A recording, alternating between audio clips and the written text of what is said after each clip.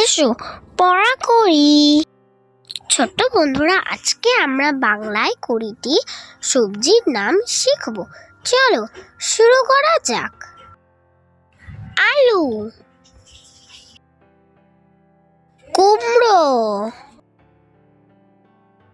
রসুন, ব্রকলি, লাউ, উচ্ছে, গাজর, মূলো, বেগুন, পেঁপে, বিট, টমেটো, শিম, বাঁধাকপি,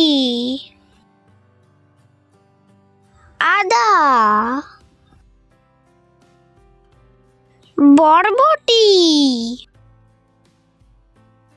বিনস, শালগম, ক্যাপসিকাম, পেঁয়াজ। ভিডিওটি যদি ভালো লেগে থাকে তাহলে চ্যানেলটিকে লাইক ও সাবস্ক্রাইব করতে ভুলো না।